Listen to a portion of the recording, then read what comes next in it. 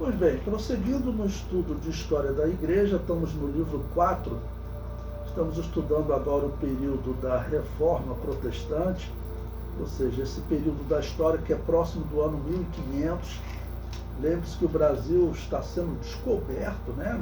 1517, quando Lutero está fazendo o seu protesto, o Brasil foi recentemente descoberto. O período que nós estamos estudando agora, próximo de 1522, 1525, nesse período, né, o Brasil estava nascendo, estavam chegando alguns mais aventureiros aqui para essa região, e na Europa estava tendo decisões importantes por conta de guerras, divergências religiosas. E essa divergência religiosa principal que nós estamos estudando é a história da Reforma Protestante, né, que envolve Lutero, a princípio a Igreja Católica, depois outros líderes se separaram da Igreja Católica em diversos países. Bom, então na página 40 eu coloquei um exercício de revisão para nós revermos essa lição 2 do que nós estudamos até agora. A pergunta número 1 diz: qual foi o estupim do protesto de Lutero? A resposta correta aí é a terceira opção, as indulgências. A princípio, Lutero ele criticou a venda do perdão, mas as outras doutrinas, tudo ele manteve da Igreja Católica. Pergunta número 2. A doutrina da justificação pela fé de Lutero estava em conflito com qual epístola do Novo Testamento? A resposta correta é Tiago, epístola de Tiago. É a segunda opção, contando aí na horizontal, né? Romanos, depois segundo Tiago.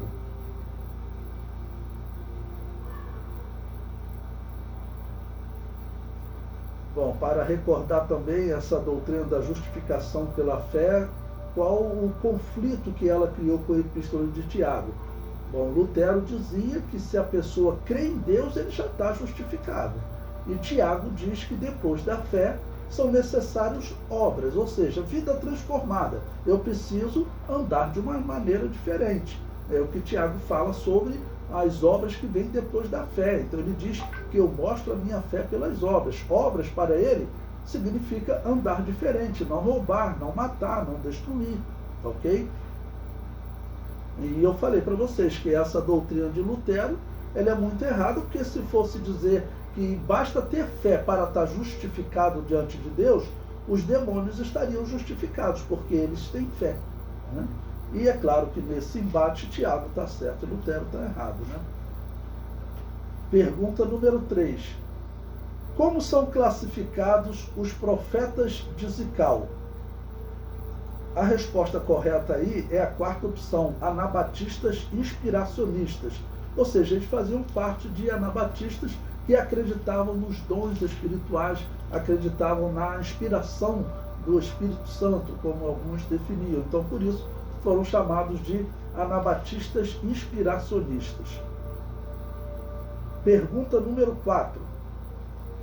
Quais as correntes do cristianismo que defendiam o cessacionismo dos dons espirituais? Bom, aqui eu estou usando o cristianismo como religião, tá bom? Não estou usando o cristianismo para descrever aqueles que defendem a doutrina correta. Não, estou falando de cristianismo como religião. Então, qual a corrente que defendeu o cessacionismo, ou seja, que os dons espirituais cessaram? A resposta correta é o protestantismo. Porque, olha, o catolicismo romano, nem arianismo, nem católica copta, nem católica ortodoxa, nenhum deles negaram a existência dos dons espirituais. Porque não faz sentido você acreditar que a igreja, em algum momento da história, viveu sem os dons espirituais. Os dons foram dados para a sobrevivência da igreja. Ok? Pergunta número 4. Quais as correntes do cristianismo... Desculpe, essa eu já li. Pergunta número 5. Qual a doutrina anabatista que mais se chocará com os protestantes? A resposta correta é a sexta e última opção, batismo de recém-nascido. As igrejas anabatistas terão problema com as igrejas protestantes, como tinham com a igreja católica também. Pergunta número 6. O que defende a corrente chamada cessacionismo? A resposta correta é a quarta opção. Os dons espirituais haviam cessado. Até hoje eles defendem isso, né? Quando eles veem os dons espirituais nas igrejas, eles dizem que tudo aí é emocional, que tudo isso na verdade acabou, só existiu para a igreja primitiva.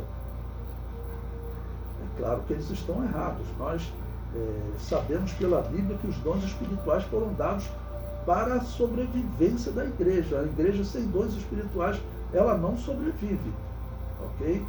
Então, os protestantes nesse ponto, mais uma vez, estão errados. A questão número 7. Qual a tradução do termo grego enduro? A resposta correta é audácia e nobreza. Esse é o termo utilizado exatamente para a virtude que Jesus Cristo disse que nós receberíamos quando nós recebêssemos a promessa que viria do alto sobre eles, né? Essa foi a promessa de Jesus.